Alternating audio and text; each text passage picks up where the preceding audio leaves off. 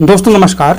दोस्तों अभी आपने देखा होगा कि एडीआर यानी एसोसिएशन फॉर डेमोक्रेटिक रिफॉर्म और टीएमसी के प्रत्याशी महुआ मोइत्रा द्वारा सुप्रीम कोर्ट में एक जनहित याचिका दायर किया गया था, जिसमें दोस्तों कहा गया था कि प्रत्येक पोलिंग बूथ के फॉर्म 17C की स्कैन कॉपी 48 घंटे के अंदर चुनाव आयोग की वेबसाइट पर अपलोड किया जाए, क्योंकि दोस्तों इन लोगों को शक था कि वोटिंग के आंकड़ों में गड़बड़ी की जा रही है।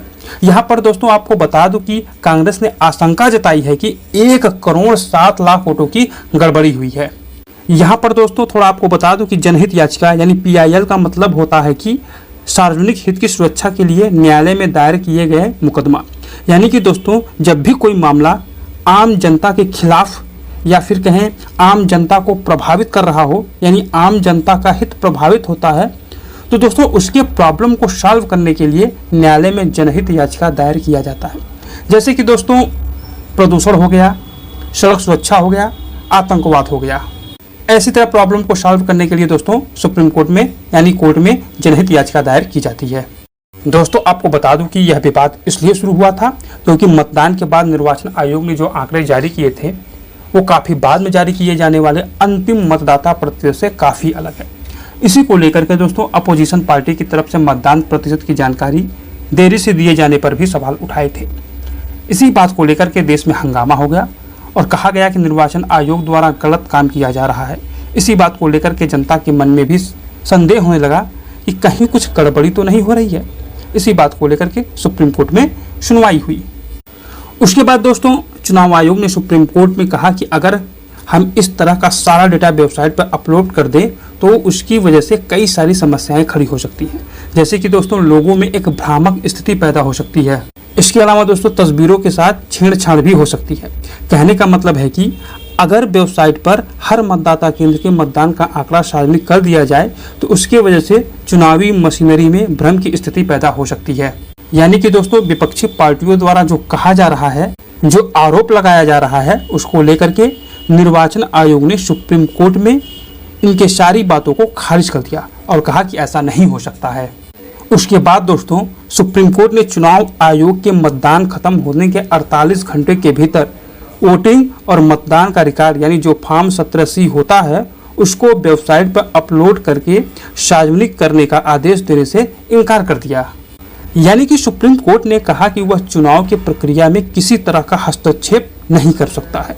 कहने का मतलब है कि सुप्रीम कोर्ट ने इलेक्शन कमीशन ऑफ इंडिया के फेवर में अपना फैसला सुनाया।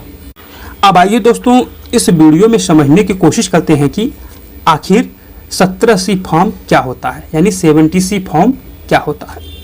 दोस्तों चुनाव संचालन नियम 1961 के अनुसार फॉर्म 70C देश भर में हर एक मतदान केंद्र पर जितने वोट डाले गए हैं उनका रिकॉर्ड होता है इस फॉर्म में।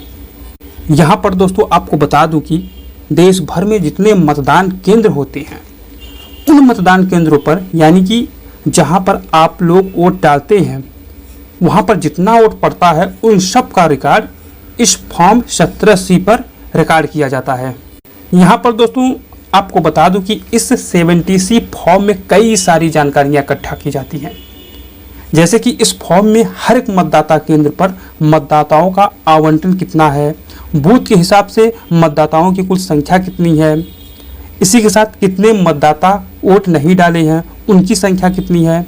इसके अलावा EVM यानी इलेक्ट्रॉनिक वोटिंग मशीन के माध्यम से कितने वोट डाले गए उनकी संख्या कितनी है, पोस्टल बैलेट से कितने वोट पड़े हैं उनकी कुल संख्या कितनी है, इन सब की जानकारी इस 70C फॉर्म में दर्ज होती है। दोस्तों यह सारा डेटा मतदान अधिकारी द्वारा दर्ज किया जाता है और दोस्तों बूथ के जो पीठासीन अधिकारी होते हैं उनके द्वारा जांचा जाता है। यहाँ पर हम आपको एक बात और बता दूं कि चुनाव संचालन नियम 1961 की तरह दो तरह के फॉर्म होते हैं। दोस्तों पहले फॉर्म का नाम फॉर्म 70A है, जबकि दूसरे फॉर्म का नाम फॉर्म 70C है। पहले फॉर्म में दोस्तों यानी फॉर्म 70A में पोलिंग ऑफिसर द्वारा हर एक वोटरों का जानकारी दर्ज किया जाता है, जबकि दूसरे फॉर्म में दोस्तों यानी फॉर्म 70C में वोटर टर्नआउट का डेटा दर्ज किया जाता है।